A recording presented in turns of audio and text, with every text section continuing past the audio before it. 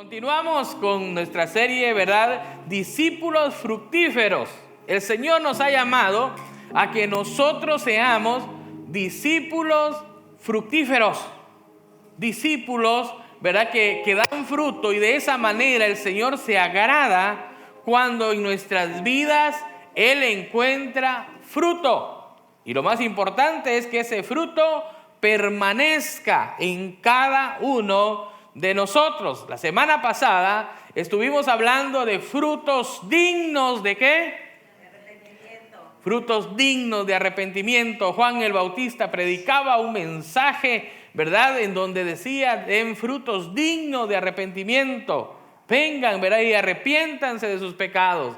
Y ellos se bautizaban. El viernes, para poder recordar en dónde vamos en el tema, el viernes estuvimos hablando de ese nuevo nacimiento que es el resultado de un arrepentimiento en nuestras vidas.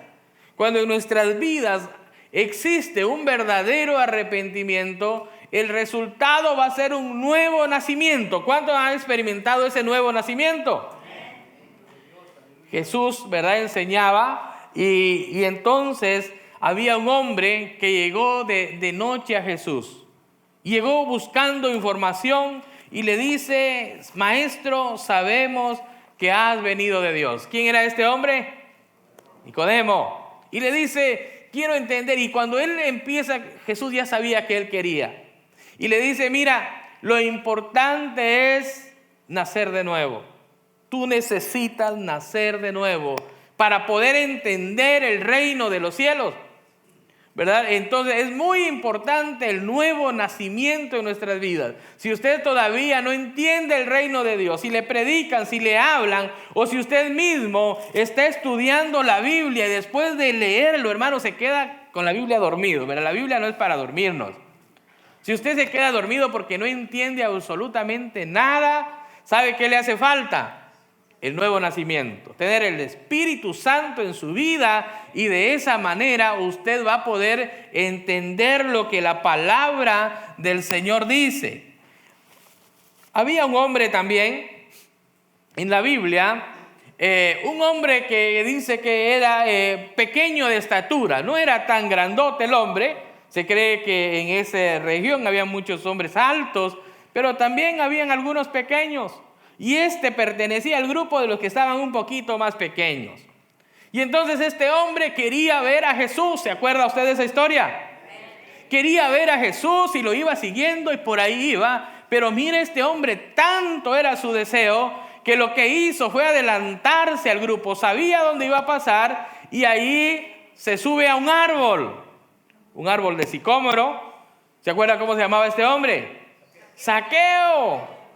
Y Zaqueo estaba allá, estaba subido, estaba en primera fila, en la primera rama del árbol, ¿verdad? Ahí mirando, ahí viendo cuándo iba a pasar el Señor Jesús. Quería verlo, quería quizás escuchar algo de lo que él fuera hablando allí en el camino. ¿Cuál fue la sorpresa de Zaqueo? Que cuando lo mira el Señor, lo voltea a ver y le dice: Zaqueo, ¿sabes qué? Date prisa, porque es necesario que hoy vaya a tu casa. Imagínese usted, aquel hombre que quería verlo, pero ahora no solamente el Señor lo voltea a ver y lo mira, sino que aparte de eso sabía su nombre, lo llama por su nombre. Aparte de eso va a llegar a su casa y le dice: es necesario que yo vaya a tu casa. Algo muy importante de este hombre, que era un cobrador de impuestos. Dice que era el jefe de los cobradores de impuestos. Imagínese usted si los cobradores de impuestos por sí eran mal vistos. Ahora, ¿cómo iba a ser visto un jefe de ellos? El mero, ¿no? Y mire, el Señor va y empieza a platicar. Se cree que este hombre era de descendencia judía y entonces empezó a escuchar el mensaje. Y cuando escuchó a Jesús, cuando tuvo un encuentro con Jesús, él respondió de una manera, de tal manera, hermanos, que lo que hubo en él, hubo un verdadero arrepentimiento. Y quiero mostrarle en dónde está el fruto de ese arrepentimiento. Y dice, cuando estaba ahí, todos criticaban, pero mira, ¿por qué está haciendo esto? ¿Por qué Jesús viene con ellos? Pero el hombre se para y dice, Jesús, yo estoy arrepentido, y si yo he robado a las personas, yo se los quiero regresar 4 veces más. Imagínese usted. En este hombre había un verdadero arrepentimiento y estaba dando frutos dignos de aquel arrepentimiento que había habido en su vida. Habían frutos del arrepentimiento, y eso era lo que Jesús quería. Jesús lo que quería era ver frutos en las personas. Lo que Jesús quiere ver en la vida de cada uno de nosotros, los que estamos aquí el día de hoy. ¿Qué cree usted que quiere ver el Señor? Frutos. ¿Cierto? Por sus frutos los conoceréis. El día de hoy quiero hablarles acerca de una iglesia fructífera, características de una iglesia fructífera. ¿Cómo debe de ser una iglesia fructífera? Y cuando nosotros podemos ver, vamos a ir a la palabra del Señor, al libro de Colosenses, capítulo 1, verso 10. Colosenses 1:10. La palabra del Señor dice, para que andéis como es digno del Señor, agradándole en todo y llevando fruto en toda buena obra y creciendo en el conocimiento del Señor. Entonces, esta carta Pablo se la está enviando a los de Colosas. Colosas era una ciudad que estaba como a unos 160 kilómetros de Éfeso. ¿Se acuerda? También hay una carta que se les manda a Éfeso, a los de Éfeso, a los efesios, y ahora a los de Colosas. Los colosenses tenían, hermanos, era una iglesia, realmente cuando estaba leyendo, estaba viendo que era una iglesia modelo. Era una iglesia fructífera. Mire, en el verso 3 del mismo capítulo de Colosenses dice, siempre orando, dice Pablo, por vosotros, por ustedes. Damos gracias a Dios, Padre de nuestro Señor Jesucristo, habiendo oído de vuestra fe en Cristo Jesús. Hermanos, esta iglesia tenía fama, buena fama, porque hay de todo, ¿cierto? Hay fama buena y hay fama mala, ¿no? A esa iglesia ni vayas, ¿verdad? Olvídate, ahí te va a ir mal, ¿verdad? Sí. Y entonces es una mala fama. Pero hay iglesias, ¿verdad? Por ejemplo, ¿se acuerdan de las 7 iglesias del Apocalipsis?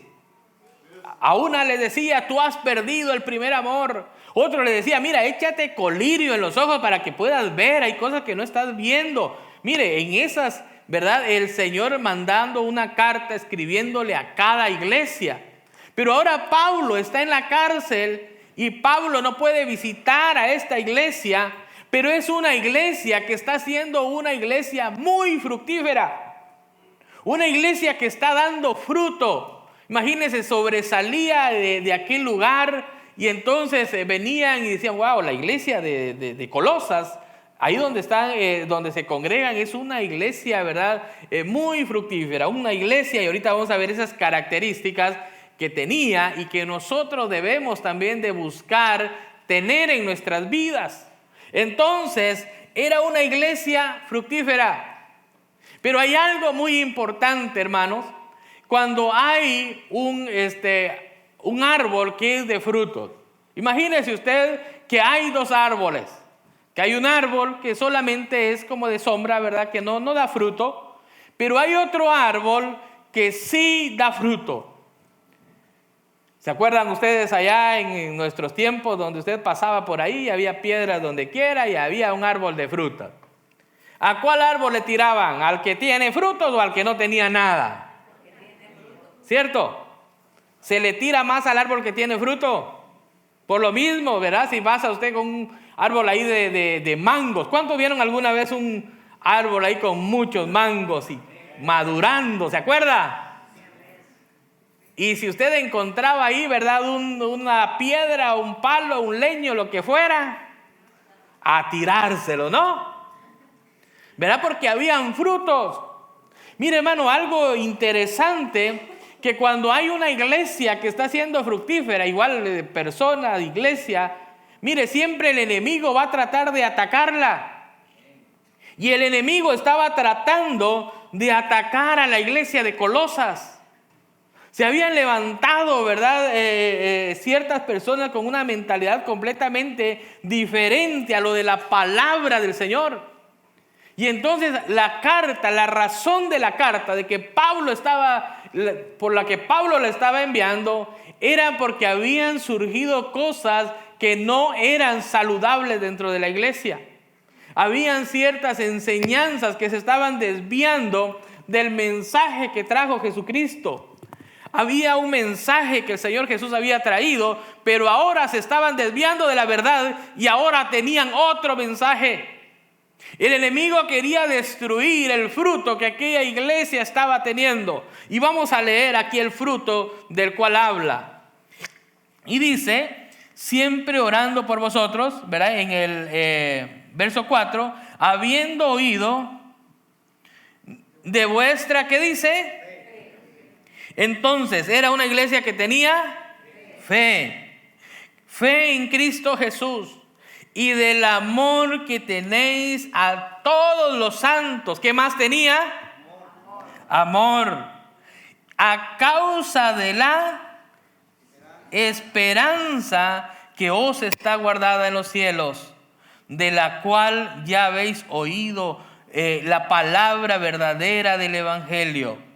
En esta iglesia había también un mensaje de esperanza. Y dice que ha llegado a vosotros, así como a todo el mundo. Y lleva, ¿qué dice? Fruto. Y crece también en vosotros. Mire, el mensaje lleva fruto y crecía el fruto en ellos, en las personas individualmente y como iglesia. Desde el día que oísteis y conociste la gracia de Dios en verdad, como habéis aprendido de Epafras, vuestro consiervo amado, que es un fiel ministro de Cristo para vosotros. Epafras era el pastor de la iglesia de Colosas. Y entonces Pablo, ¿verdad?, le está mandando aquella carta. Parece ser que de alguna manera Pablo habían enviado a Epafras para que fundara esta iglesia. Esta iglesia se había fundado, había crecido, era una iglesia fructífera. Pero ahora está presenciando problemas, situaciones internos. Y ahora viene Epafras y le manda una carta a Pablo y le dice: hermano Pablo, estamos pasando esta dificultad, estamos teniendo estos problemas de apostasía, estamos teniendo que muchos están desviando y están enseñando este tipo de pensamientos. Entonces viene Pablo y ahora responde, ¿verdad?, a esta carta hablándole a toda la iglesia. Ahora, dice, por lo cual también nosotros, desde el día en que lo oímos, no cesamos de orar por vosotros y de pedir que seas llenos, ¿de qué dice? Del conocimiento de su voluntad en toda sabiduría. ¿Y qué más dice? Inteligencia espiritual. ¿Para qué? Mire, qué tremendo, hermano. De verdad que cuando nos metemos y analizamos la palabra del Señor, tiene un mensaje extraordinario. Ahí como dice también en otros pasajes bíblicos, el que tiene oído para oír, oiga lo que dice la palabra. Porque hay un mensaje y el mensaje le está diciendo, mire, estamos orando por ustedes desde el día que lo oímos. Desde el día que oímos que por un lado ustedes están siendo una iglesia fructífera. Desde ese día que también supimos que ustedes tienen ciertos desafíos dentro de la iglesia, desde ese tiempo nosotros estamos orando por ustedes. Y mire cuál es la razón, de qué manera estaban orando. Dice, y pedir para que seáis llenos ¿de qué? Del conocimiento de su voluntad y en toda sabiduría e inteligencia espiritual. Qué interesante. Mire que está pidiendo que seas llenos de conocimiento. Hermanos, ¿de qué manera nos llenamos de conocimiento? Leyendo la palabra, viniendo los miércoles a la escuela de discipulado, viniendo los domingos y trayendo un lapicero, tomando nota, repasando, leyendo la Biblia en nuestras casas. Nos llenamos del conocimiento de su voluntad, hermanos. Muy interesante. Conociendo su voluntad en toda sabiduría e inteligencia espiritual. Es lo que nosotros necesitamos como iglesia. Una iglesia que está dando fruto va a ser una iglesia que va a estar llena de conocimiento, de inteligencia espiritual. Vamos a ser inteligentes para poder lidiar con cualquier tipo de situaciones que nos esté pasando. ¿Van a haber situaciones difíciles? Sí, van a haber, hermanos. Lo hubo desde la iglesia primitiva, ¿cierto? La iglesia primitiva estaba pasando momentos difíciles. La iglesia primitiva se estaba, ¿verdad?, enfrentando, hermanos, ¿verdad?, que realmente era fuerte la lucha que tenía. Pero ¿sabe qué? En medio de eso hay un mensaje de Pablo a aquella iglesia donde le dice, miren, ustedes tienen que estar llenos de sabiduría, de conocimiento, de sabiduría e inteligencia. Buscar, hermanos, soluciones. La inteligencia, la sabiduría y la inteligencia nos ayudan a buscar soluciones basados en el conocimiento. Mire, estas tres van juntas. El conocimiento nos ayuda a sentar bases. Cuando conocemos la palabra del Señor, cuando la información de la palabra la tenemos en nuestras vidas, vamos a llegar a ser unas personas maduras, que ese va a ser otro tema que vamos a estar hablando, que vamos a tener el conocimiento. Ahora ese conocimiento nos va a ayudar a actuar con sabiduría, con inteligencia. Está pasando esta situación, ¿qué hago? Bueno, vamos a actuar con inteligencia. Vamos a hacer las cosas de la mejor manera posible para poder seguir adelante. Y esto es lo que le está diciendo Pablo a aquella iglesia de Colosas, que utilizaran esa sabiduría, ese conocimiento e inteligencia espiritual para seguir adelante. Verso 10. ¿Cuál era el propósito? Y dice, para que andéis como es digno del Señor. Ah, hermano, qué desafío más grande. Que nosotros vivamos. Andar está hablando no de caminar meramente, sino está hablando de un diario vivir. Que nosotros vivamos como es digno del Señor, agradándole en unas dos cosas, ¿no? Agradándole en todo y llevando fruto en toda buena obra y creciendo en el conocimiento de Dios. Hermanos, eso es lo que nosotros necesitamos, seguir agradándole. El fruto que tengo le agrada al Señor. La actitud que estoy tomando ante cierta situación le agrada. ¿Qué dice el Señor al respecto? Muchas veces preguntamos, ¿qué pienso yo al respecto? Muchas veces he escuchado, ¿verdad? Muchas veces. ¿Y qué hay de mí? ¿Qué hay de mis sentimientos? ¿Qué hay? Sí, hermano, pero ¿qué hay de agradar al Señor? Hablamos las semanas anteriores que estamos muertos para nosotros mismos, ¿se acuerda? Que si no muere el grano no puede dar fruto. Para poder fructificar necesitamos morir a nosotros mismos, morir a nuestros deseos, morir a nuestras pasiones. Nosotros necesitamos morir a nosotros mismos y entonces dejar que el Espíritu Santo nos vivifique y traiga ese fruto y venga ese nuevo nacimiento en nosotros. Y entonces, hermanos, nosotros vivamos para agradar al Señor. ¿Sabe algo importante? Cuando nosotros vivimos para agradar al Señor, entonces dice la palabra del Señor que todo lo que pidamos, ¿ha escuchado este versículo? Que todo lo que pidamos el Señor nos lo va a dar. Pero ¿cuál es la clave, hermanos? Vivir para agradar al Señor. Porque cuando usted va a vivir para agradar al Señor, usted va a decir: Señor, yo quiero esto, pero porque estoy pensando en tu reino. Yo quiero tener esto. Mire, he escuchado personas, ¿verdad?, que lo dicen de esa manera: Señor, yo quiero tener una casa, porque quiero traer a mis amigos, invitarlos y compartirles del mensaje de salvación. ¿No cree que hay un buen propósito ahí?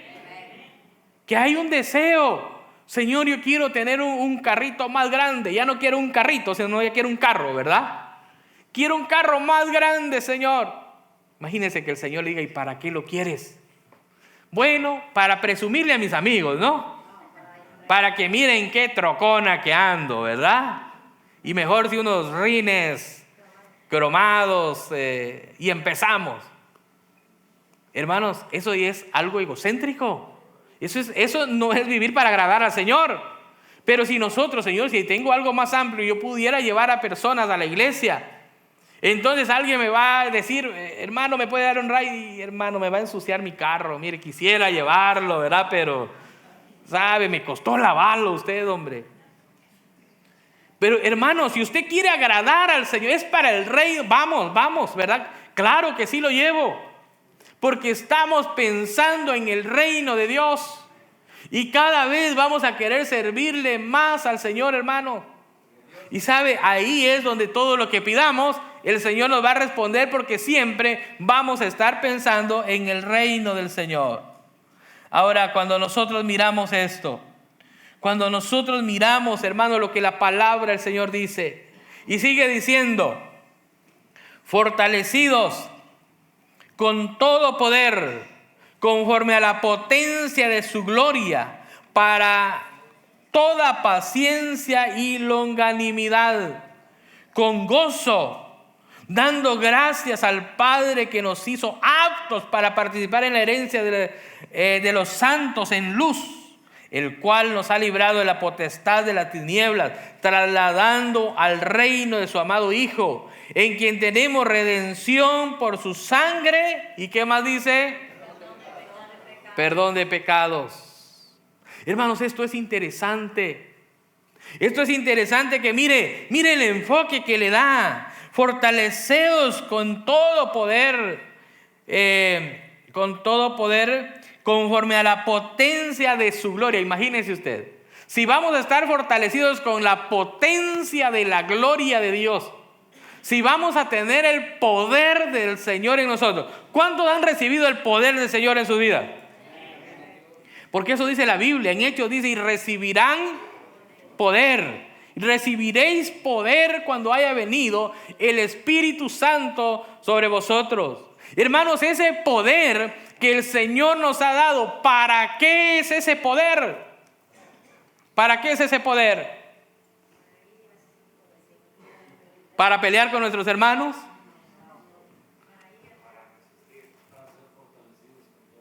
Para ser fortalecidos, para ser discípulos.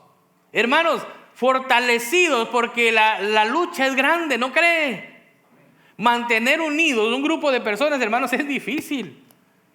Porque cuando Cristo no es el centro, por cualquier cosa nos peleamos. Pero cuando Jesucristo es el centro de nuestras vidas, entonces vamos a ser cristianos discípulos. Entonces vamos a ser cristianos que son unos discípulos fructíferos. Entonces no va a haber diferencia entre un grupo y otro grupo. No, aquí, ¿verdad? Solo los del DF que se vengan para acá. Los otros hermanos que son de Chiapas allá en la otra esquinita, ¿verdad? Los hermanos de... Hermano... Los de Guatemala con todos, hermano. los hermanos de El Salvador para allá, ¿verdad? No, pero si vienen pupusas, pues nos vamos para allá con ellos, ¿no?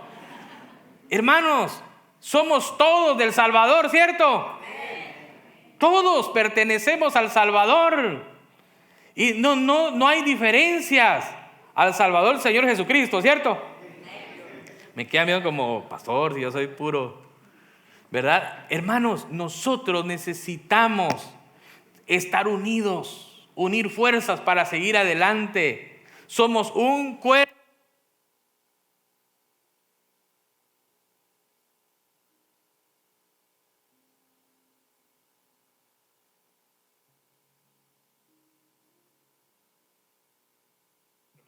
Ahora sí, bueno, seguimos. Entonces, hermanos, tenemos, ¿verdad? Somos un cuerpo. Imagínese que le diga a su cuerpo, ¿qué quieres? No, yo quiero tacos, dice, ¿verdad? No, yo quiero esto, yo quiero lo otro. ¿Cómo sería eso? Nos volveríamos locos, ¿no es cierto? No, es que esto, es que la mitad de aquí, mire, quiere tacos, la otra mitad quiere pupusas y la otra quiere una hamburguesa, ¿no? Hermanos, nosotros somos un cuerpo y para donde, ahí va todo el cuerpo. De la misma manera como iglesia, nosotros necesitamos ser una iglesia fructífera. Ser una iglesia fructífera. Y solo quiero adelantarle esto, mire, porque es que está tan lleno de mucho significado que necesitamos ir paso por paso estudiándolo. Lo primero que pude ver ahí en esta iglesia era que sobresalían ciertos aspectos en ellos. Y entonces dice en los primeros versículos, y de esto vamos a continuar hablando en la semana siguiente, dice, siempre orando, empieza a decir, habiendo oído de vuestra fe, habiendo oído, también dice, de nuestro amor. Y también dice que en esa iglesia había esperanza. ¿Sabe que esas palabras han estado sonando en mi mente, en mi corazón en el último mes? Acerca de realmente poder ser una iglesia que hacia afuera podamos mostrar amor y hacia adentro también, ¿verdad? Por supuesto. Una iglesia donde haya amor, una iglesia donde haya un mensaje de fe, pero una iglesia donde haya un mensaje de esperanza. Pero ¿sabe algo, hermano? Estamos otra vez, sí, pero mire, es que el hermano no tiene amor. Pero mire la hermana cómo miró, si hubiera visto esos ojos que me hizo. Y empezamos a echarnos la bronca, pero hermanos, dijimos una ¿qué? Un cuerpo, una iglesia. Cuando estamos hablando de una iglesia, ¿de quién estamos hablando? ¿Estamos hablando de los líderes de los sugieres? ¿Del pastor? ¿De quién estamos hablando? De todos. Todos nosotros somos la iglesia. Mire, sería bonito que nosotros pudiéramos ser una iglesia café. ¿Les gustaría ser una iglesia café? No. Que Benecer, ¿verdad? La iglesia del Nazareno de Benecer de Mount Prospect pueda ser una iglesia café. ¿Sabe qué significa una iglesia? ¿Cuánto les gusta el café? ¿Ah? Y sabe algo muy importante, hermano. La otra vez estaba estaba hablando con mi esposa y le estaba diciendo lo bonito que es el café. Que el café va con todos, ¿no es cierto? El café va con los tamales, sean de Chiapas, sean de Oaxaca, sean de Guatemala, sean del DF, sí hacen, ¿verdad? Va con todo, va hasta con el pan, ¿no? ¿Sí o no, hermanos? Hasta con pozole lo ponemos ahí. Mire que, ¿por qué le digo una iglesia café? A ver si me pueden, donde dice Benecer Mount Prospect. Mire, ¿se ve? Para abajo dice café. Café quiere decir compartiendo amor, fe y esperanza. ¿Cuántos quisieran ser una iglesia café? ¿Verdad que ahora sí?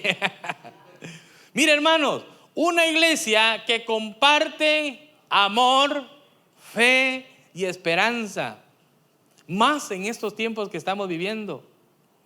De tener una fe, ¿de dónde me agarro?